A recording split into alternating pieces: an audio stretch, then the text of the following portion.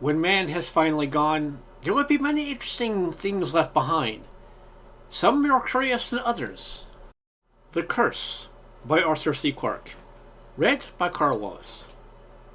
For 300 years, while its fame spread across the world, the little town had stood here at the river's bend.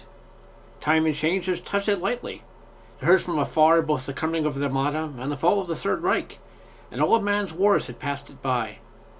Now it was gone, as though it had never been. In a moment of time, the toil and treasures of centuries had been swept away. The vanished streets could still be traced as faint marks in the vitrified ground. But of the houses, nothing remained.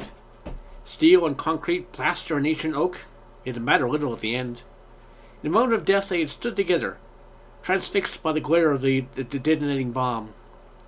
Then before they could flash into fire, the blast waves had reached them and they had ceased to be.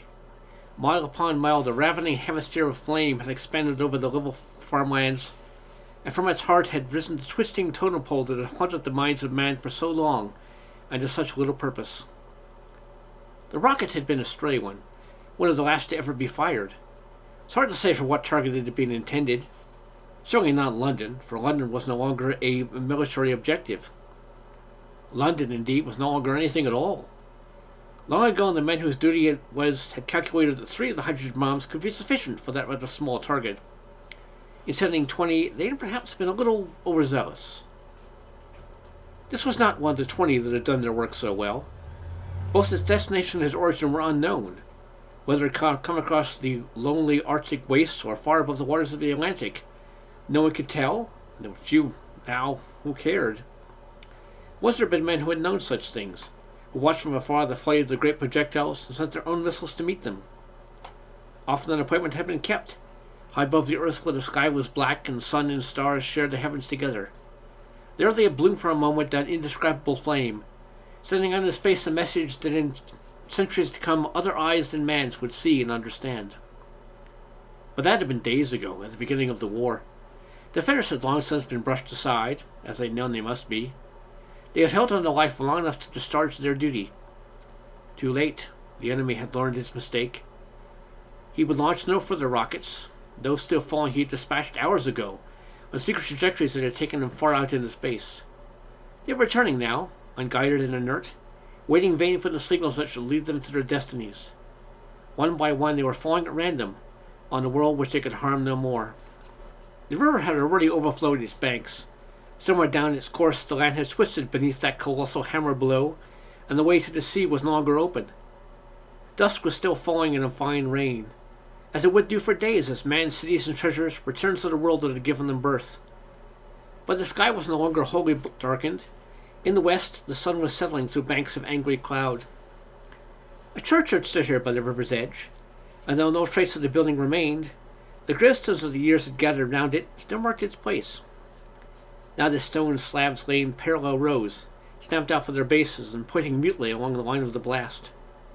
Some were half flattened into the ground, others had been cracked and blistered by terrific heat, but many still bore the messages they had carried down the centuries in vain. The light died in the west, and the unnatural crimson faded from the sky. Yet still the graven words could clearly be read, lit by a steady, unwavering radiance, too faint to be seen by day, but strong enough to banish night. The land was burning. For miles the glow of its radioactivity was reflected from the clouds. Through the shimmering landscape wound the dark rim of the steadily widening river. As the waters submerged the land, that deadly glow continued unchanging in the depths. In a generation, perhaps, it would have faded from sight, but 100 years might pass before life could safely come this way again. Timidly, the water touched the worn gravestone that for more than 300 years had lain before the vanished altar.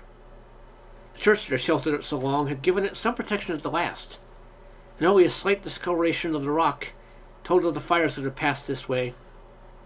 In the corpse light of the dying land, the archaic words could still be traced as the water rose around them, breaking at last in tiny ripples across the stone. Line by line, the epitaph upon which so many millions had gazed slipped beneath the conquering waters. For a little while the letters could still be faintly seen, then they were gone forever. Good friend, for I's sake forbear to dig the dust enclosed here. Blessed be the man it spares these stones, and cursed be he that moves my bones.